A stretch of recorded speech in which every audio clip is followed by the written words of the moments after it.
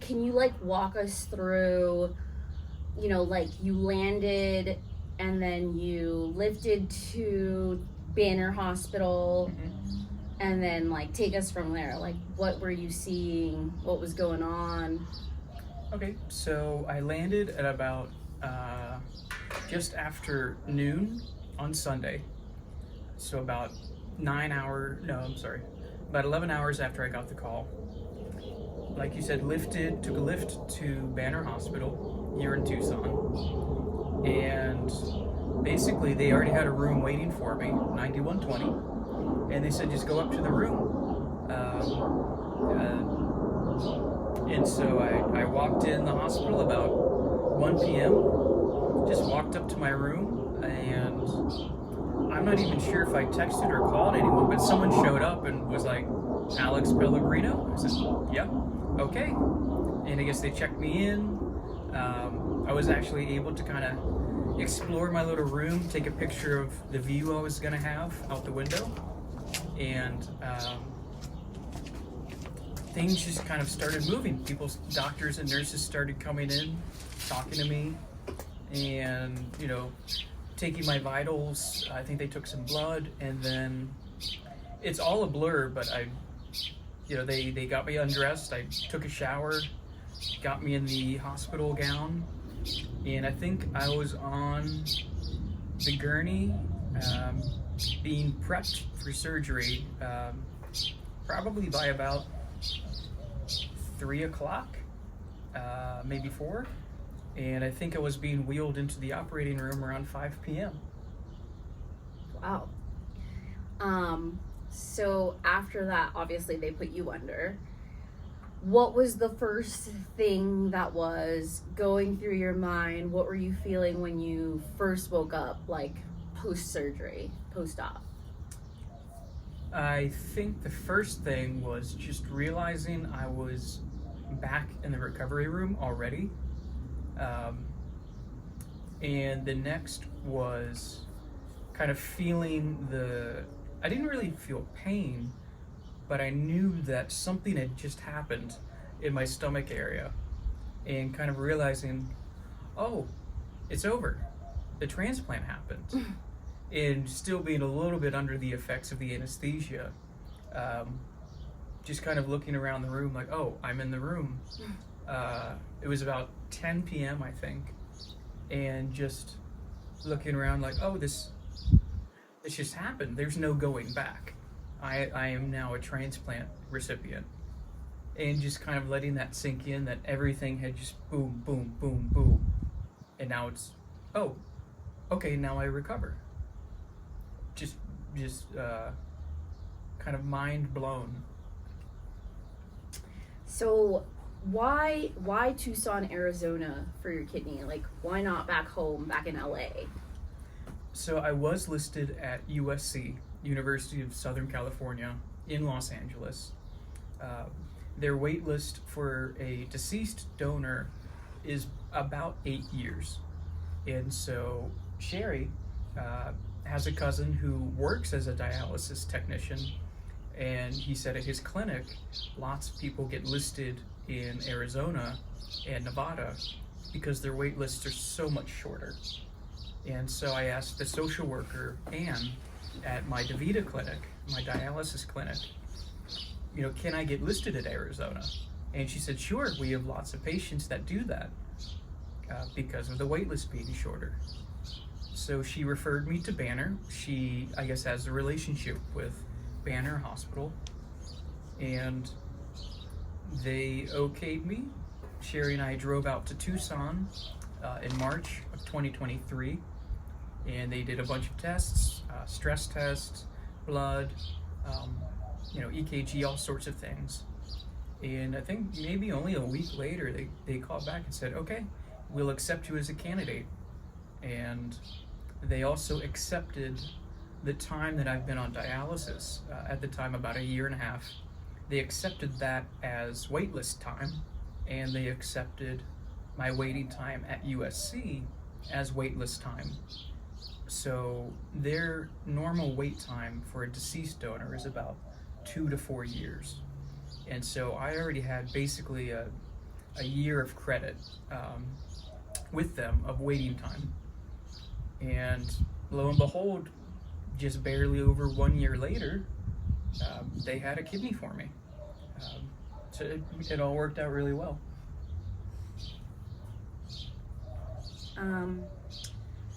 So from April 21 up until discharge, basically how long were you in the hospital? So I had an 8-day stay at the hospital. Normally it's about 3 to 5 days. What happened with me was, and I found out later, that an artery had been nicked during the transplant, and I had a pretty large hematoma. And a normal stay is probably about 5 to 7 days, and my stay got extended a little bit because during the first 3.5, 4 days of recovery, I just wasn't progressing. And, the doctors and nurses said, oh, this is normal. But I felt like something was wrong. They had told me it was such a good kidney, it just needs to wake up. I said, I don't know. I was in a lot of pain. I was passing blood clots in my catheter, which was painful and not really supposed to happen. And on Thursday of my stay, our nurse Karen actually said, something's wrong. And my nephrologist, Dr. Ariamuthu, kind of felt around my stomach and my incision, and he said it shouldn't be this stiff and this tender still on day 4. And so they ordered a CT scan and an ultrasound, and they found a pretty decent sized hematoma turning into a blood clot in between my muscle layers, which is very dangerous. It was consuming a pint of blood that they had given me the day before. And so they said, about an hour after they found it, they said, we're gonna prep you for surgery again, and we're gonna irrigate that hematoma, that clot, and we're gonna take it out and make sure the artery is patched. And so again, I think I went down to the OR about noon on Thursday. They reopened the transplant incision and kind of scooped me out, made sure everything was okay. It went well, and I think I was back up in the room about 5 p.m. They put me under again for it, obviously, but it was almost an immediate improvement. And so I was very lucky that they caught it while I was still in the hospital and still on day 4, as opposed to after discharge. But it was a fairly dangerous thing to have, and it also set me back basically to day 1 of recovery, which was frustrating. But I was also very relieved to know what was wrong and to have it fixed right away. And so after that, it was basically normal. After that, normal recovery. Still pain. It definitely felt like I had been scooped out or scraped out. But by Monday morning, I was ready to go home. And they took all the tubes and IVs out of me, and I was walking into our Airbnb Monday the 29th at about 5 p.m. Oh. Yeah. It's a lot. Yes. That was a lot. Yeah. Yeah. During that time, what was kind of running through your mind? Yeah, like those were what happened, but I guess what were your thoughts? Why are you laughing? Because I think I went through every single human emotion during those 8 days. Wow, okay. So from the beginning, it's relief that, oh my God, this happened. Joy, happiness, and then kind of instantly anxiety because you want everything to work, you want it to go well. And you see things like blood in your catheter bag, and you're like, oh my god, is that supposed to happen? Yes, that's normal for a day or two. Okay. I feel this strange twinge, is that normal? Yes, that's okay. And then I think by Wednesday night, when I was passing blood clots every night, then it kind of turns into a panic because something's wrong, and you're in this incredibly intense pain and you feel pressure, and it's hard to explain to the nurses and doctors because pain is normal after this, but you yourself don't know what you're supposed to be feeling pain-wise, and they don't necessarily understand what that pain is. They see it so often. But definitely by Wednesday night, I was in tears, doubled over, and just feeling intense pressures. And I was terrified that it wasn't going to work, that this transplant, just wasn't going to happen. It wasn't going to go through. And so there's a really intense fear, almost a panic. And you have to calm yourself down and say, okay, you're in a hospital. There are doctors and nurses here to help you. Just speak up for yourself. And then, finding out what had happened, there's a sort of relief. Okay, I know what the problem is now. And also a little bit of anger, because you're kind of like, you guys are professionals and you let this happen. Knowing that, it is a difficult procedure, but they always say, oh, we've done so many of these. But, there's kind of that fear like, oh, I'm bleeding internally, holy crap. But then the almost immediate relief afterwards of, I don't feel these pains anymore. They solved the problem. And then, having the doctors and surgeons come in and examine you, and they say, oh, this looks fantastic. Your incision is great. You're not swelling anymore. You're not bruising. We solved the problem. There's that, insane relief and, optimism that, okay, the big complication is over. And there is, for me at least, a gratefulness, because my brother's transplants, they had more issues with the internal parts, the stent that goes in to keep your ureter strong and open, infections around the incision later on. And those were my big concerns: the actual kidney itself, the stent, the incision, infections. And I guess having those three big things working well, and instead having a different side effect, I kind of felt, oh, okay, that was their journey, their issue, and this one is my issue. And it was kind of a relief. Oh, my one big thing is out of the way now, and they took care of it. And it's not the function of the kidney. That's what I was incredibly concerned with. So it was a relief. And then I think, that Friday, Saturday, and Sunday, it was all about, all right, let's get stronger. Let's make sure nothing else happens. And let's get, walking, get the swelling down.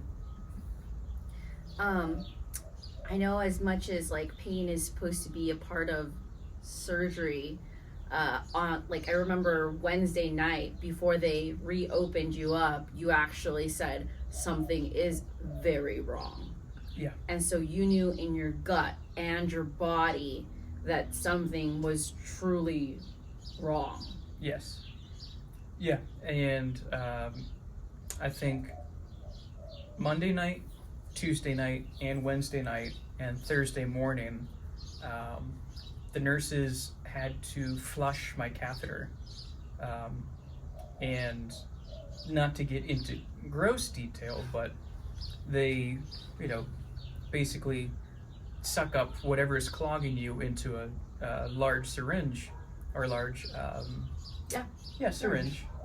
And I could see blood clots being pulled out, little webbings of solidified blood. And I said, I don't think that's supposed to happen. This isn't supposed to happen every single night. I remember one nurse, she said, oh, that's normal for the first couple of nights. And I think by Wednesday I said, no, I don't think so. And bless her heart, Karen, my Thursday day nurse, she was very concerned and said, no, this is day 4. You shouldn't be outputting this much blood. And so I think she escalated, and when my nephrologist kind of investigated as well, I think that was a big turning point when and then they ordered the CT scan. Right. Are you currently in any pain right now or any discomfort? Only a little bit. There's kind of a lingering soreness, right where my belly kind of folds into my hip. But it's not terrible. There's stiffness mostly right there. Poking the area, there's just a little soreness. But no, it's not bad. Okay. So where did they put your new kidney? They put it on the right side of my abdomen. You can't see in my shirt. I can see, but there's just a little lump right here. So I think my kidney may be, it's kind of shaped like this. It might be kind of like this, or it might be kind of like this upside down.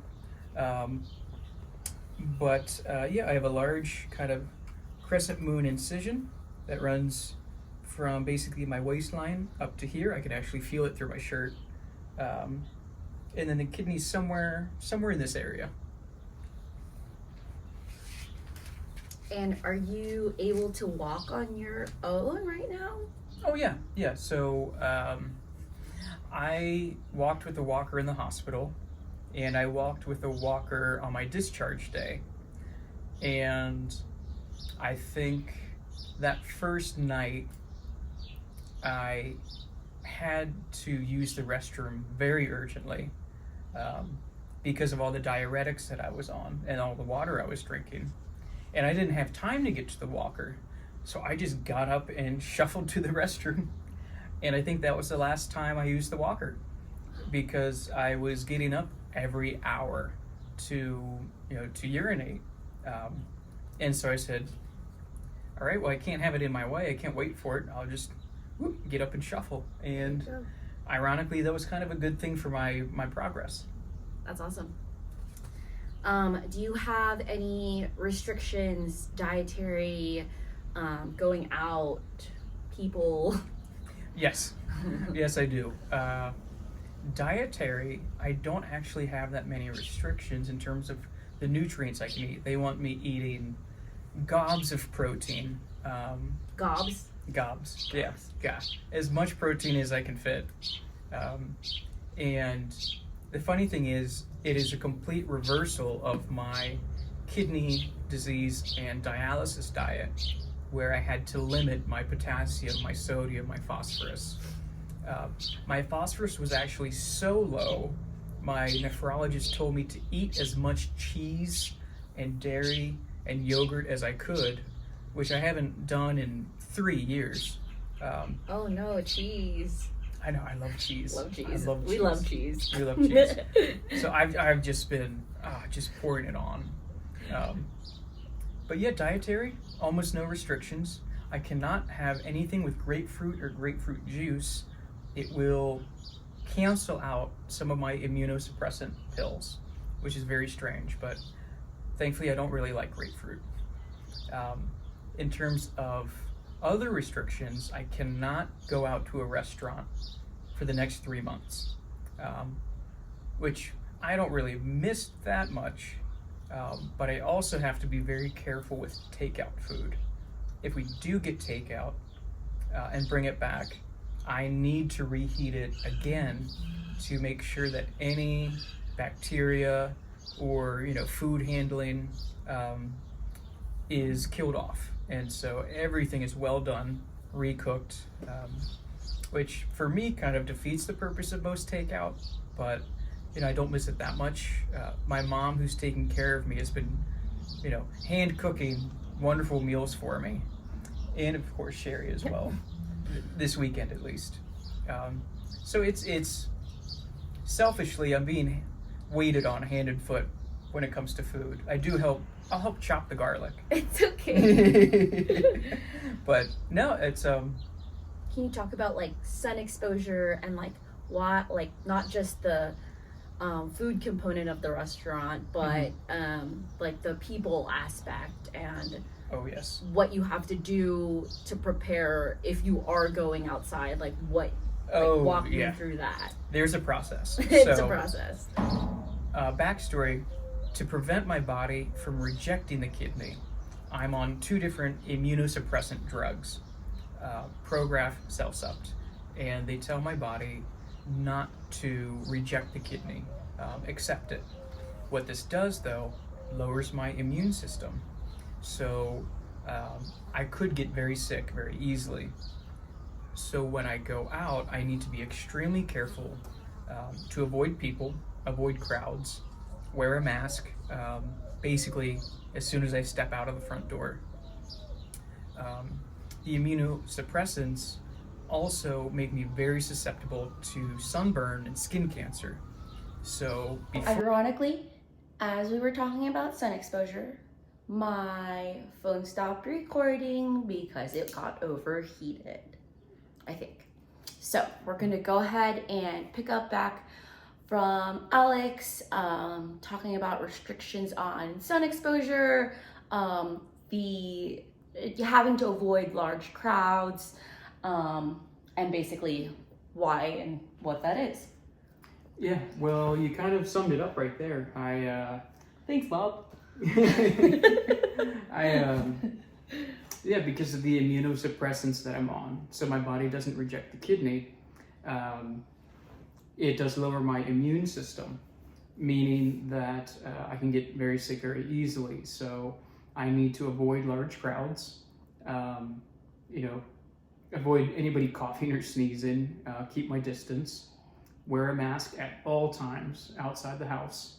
And they also make me very susceptible to skin cancer and sunburns. So before I leave the house, I slather up in 100 SPF from my face down to my ankles, basically anything that might be exposed to the sun, especially like you saw earlier, this hot dry Arizona sun will really burn you quick.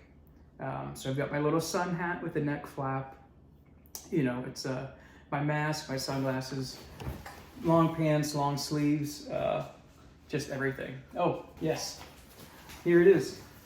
The typical kind of old person hiker hat with the Don't call it that. okay, with the flap. All right, and the mask, and those are my mom's sunglasses. But yeah, basically This is what it looks like. this is kind of what I look like, as soon as I walk out the door. So it looks a little silly, but it's all for a good cause. Preventing skin cancer, preventing getting sick. I can't really complain too much. It's not that much of a burden to do all that, and I'm okay with looking silly. So when can I take you back home to LA? Not for, at this point, another 3 weeks at least. I have to stay out in Arizona for at least a total of 4 to 6 weeks post-discharge, not necessarily post-transplant, because they want to check up on me, check my blood. Every Tuesday, Thursday, or Tuesday, Friday, I get blood work done. And I find out by usually 3 or 4 that day, okay, here are your numbers, here's what we'd like you to do or not do. But so far it's been stable. And yeah, they want to check up on me. So not for another 3 weeks, the end of May, basically. And can you talk about maybe your top 3 wins and your 3 struggles or things you're currently working towards right now? For sure. Wins were definitely walking without a walker. In the hospital, they kind of want you on the walker in case you fall because all of your muscles have atrophied, laying in bed for 2 days. So they try to get you up the day after the transplant. And for me, it was just really hard to not rely on that walker in the hospital. I just didn't feel strong enough. And in the first Airbnb we had, I kind of was forced to not use the walker because I was getting up every hour on the dot in the middle of the night to go pee because they have you on a lot of diuretics to get the fluids out of your body, get the swelling down. And so I would just have to get up and run to the bathroom or shuffle, more like it. But now, walking without a walker, I did a hike, I guess you could say, in Saguaro National Park on Thursday, a couple days ago. That was a huge win. I can't remember what I said before. That's okay. But Struggles. Yeah, the struggles, for sure, not lifting things over 10 pounds because I just want to help. I don't like being waited on all the time. And so especially like jugs of water, I need to be drinking 2 to 3 liters of water each day, which is a struggle in itself. And so I just want to grab the bottle and pour my water, but we're getting these big gallon jugs and they're 10 pounds when they're full. So I have to wait till it's half full, then I can grab it because they don't want me rupturing any muscles, near the incision. Food, I have to eat as much protein as I can. Oh man. I know. But yeah, just trying to gain weight and gain muscle back.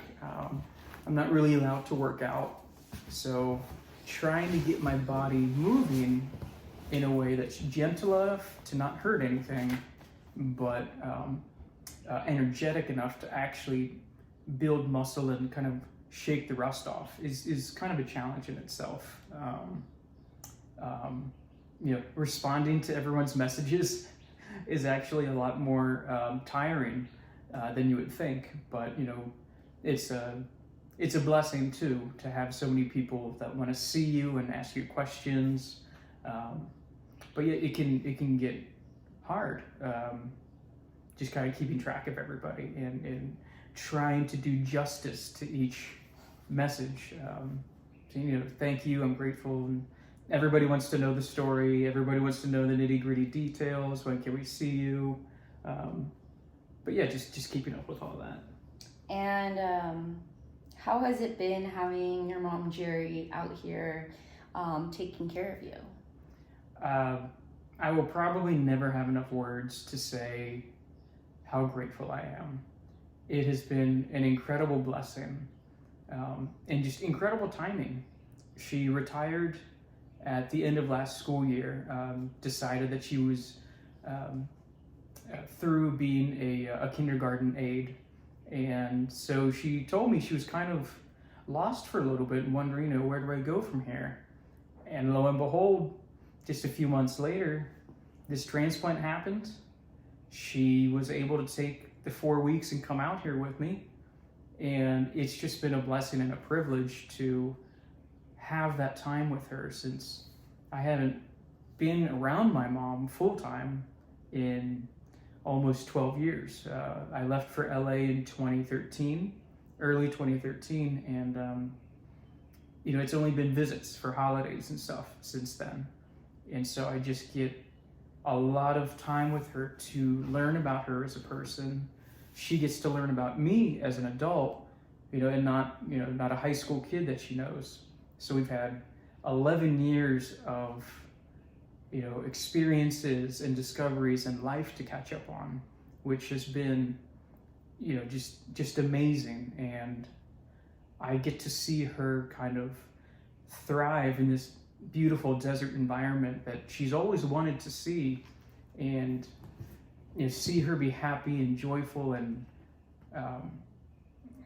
selfishly she takes care of me, which has been very nice, and she's very good at it. She's a natural mother, a natural caretaker with just so much love to give, and it's just been a privilege to be on the receiving end of that, and to get to see her not just as my mom, but as a fellow adult, and all the facets of our personalities we get to discover about each other.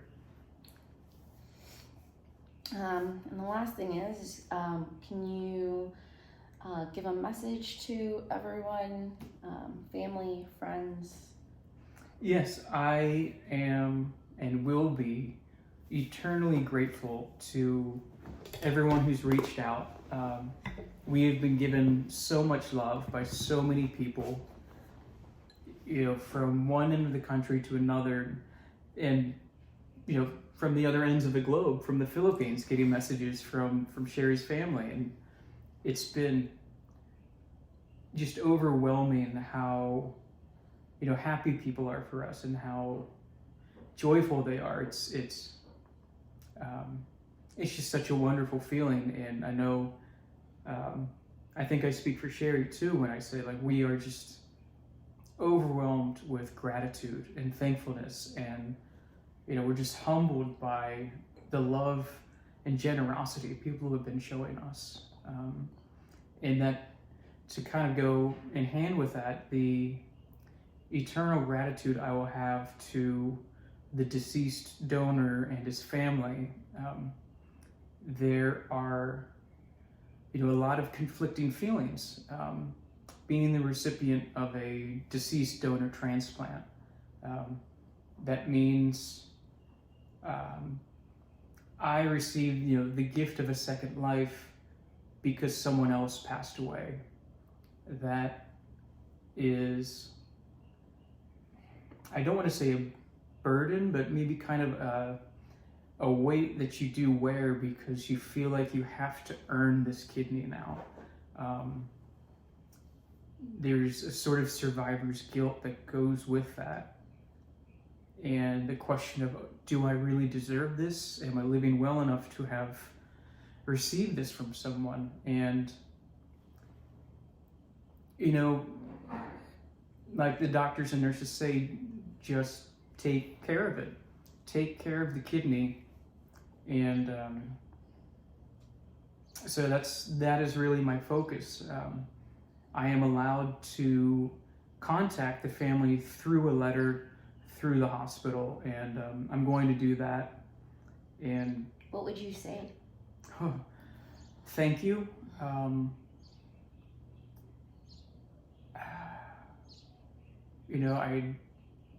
My heart goes out to them because they are experiencing a very intense loss. The hospital was allowed to tell me that it was a young man in between 25 and 35. So that means he died very early, much before his time. And that has to be devastating to the family. And so I would, give them my gratitude, my absolute best wishes for them, in hopes that while I recover from a surgery, they can hopefully over time recover from a very, very massive loss in their family. And it's hard because you can't say anything really about yourself in this letter. So I can't tell them exactly all the struggles that I went through waiting for this. Who I am, where I'm from, my life. All I can say really is that I appreciate them, the donors' generosity to sign up to be an organ donor during his lifetime. I know he was able to give both of his kidneys, one to me and another to a young man about my age who also has my disease, Alport syndrome. Which is very rare. Which is very rare. And so 2 Alport patients in their 30s got this young man's kidneys. And he probably donated everything else that he could. Lungs, liver, all of that. All of those are vitally important. And I would probably just tell them that I am grateful. I will always keep them in my thoughts for the rest of my life. And that I'll do what I can to earn this gift. Thank you. Yeah. So I can't say enough. Thank you, everyone, for those that have just supported us throughout our journey from the time dialysis started. And it's been amazing seeing how many people, I guess I didn't realize how many people were actually watching out for Alex's condition and just like what was going on. And so it's just been very touching to see everyone's very kind words and support and love. And we're just, again, very we feel very lucky to have all of you in our lives. We are. Thank you very much. We love you. We love you. Bye.